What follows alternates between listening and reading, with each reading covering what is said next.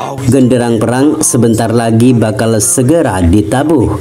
Ya, timnas Indonesia selaku tuan rumah akan menghadapi tamunya Jepang di lanjutan kualifikasi Piala Dunia 2026 zona Asia. Pertandingan antara timnas Indonesia versus timnas Jepang ini bakal diselenggarakan di Gelora Bung Karno, Senayan, Jakarta, yakni pada 15 November pukul 19.00 waktu Indonesia Barat. Menghadapi timnas Jepang merupakan tantangan yang sangat berat bagi timnas Indonesia. Pasalnya, timnas Jepang merupakan tim terkuat di Asia yang saat ini menduduki peringkat 15 di dunia.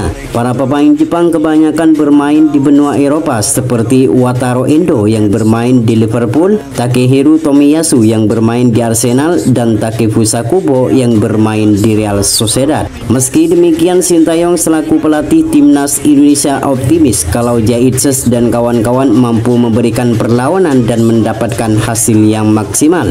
Demi mendapatkan hasil yang maksimal, Sintayong harus benar-benar jeli dalam memilih pemain, siapa yang pantas menjadi line up utama dan siapa yang pantas menjadi cadangan.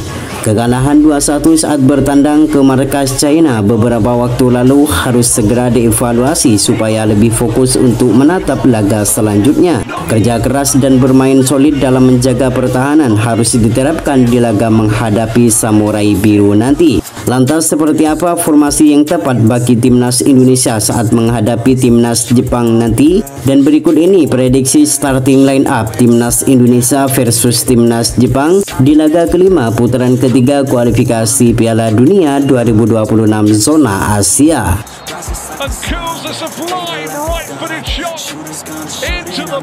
Menghadapi timnas Jepang, Sintayong masih akan memasang formasi andalannya yakni 3-4-3 dengan masih akan memasang Martin Paes sebagai penjaga gawang utama. Martin Paes merupakan salah satu pemain yang datang paling awal ke Indonesia jelang menghadapi Jepang di 15 November ini. Terlihat kiper FC Dallas itu datang ke Indonesia pada hari Rabu kemarin.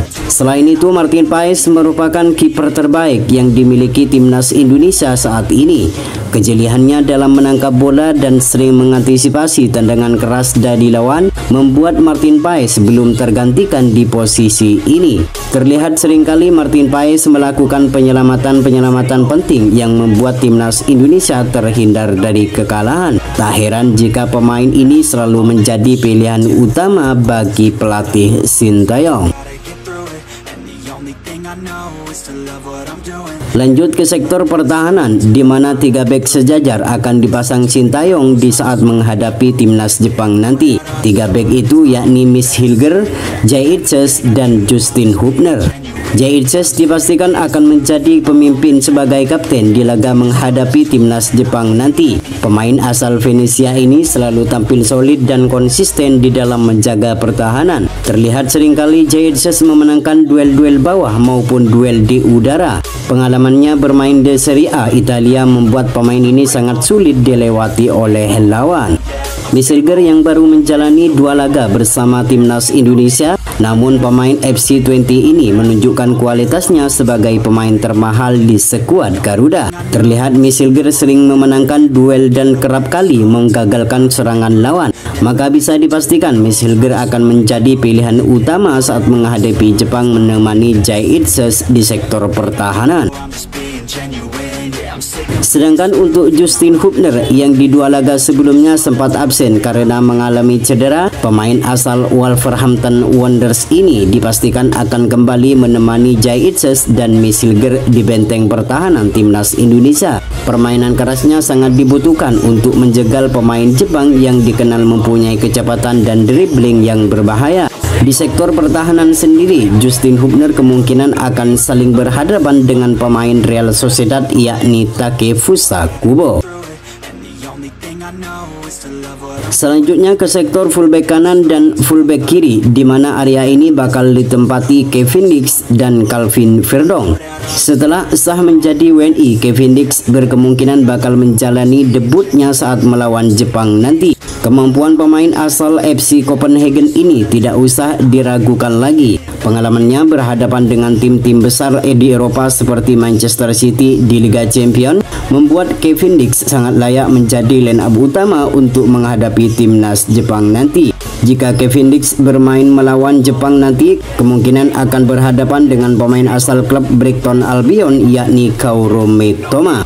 Sejalan dengan Kevin Dix, Calvin Verdong dipastikan akan belum tergantikan di posisi fullback kiri. Pemain yang berusia 27 tahun ini selalu tampil ciamik dan konsisten dalam menjaga pertahanan.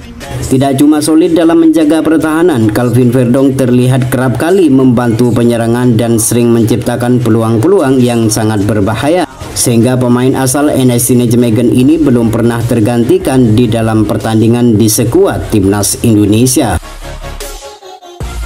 Kemudian di sektor gelandang tengah, pelatih timnas Indonesia Sintayong berkemungkinan bakal memasang Tom Haye dan Nathan Joaon. Tom Haye merupakan sosok yang sangat penting di sektor permainan timnas Indonesia. Pemain yang dijuluki The Professor ini sangat layak menjadi pilihan utama untuk mengatur ritme permainan timnas Indonesia di saat menghadapi timnas Jepang nanti.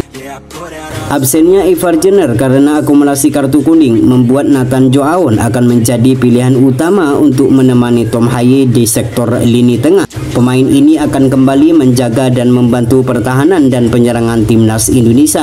Nathan Joaon akan kembali berjibaku dengan pemain timnas Jepang untuk merebut bola dan menciptakan serangan balik.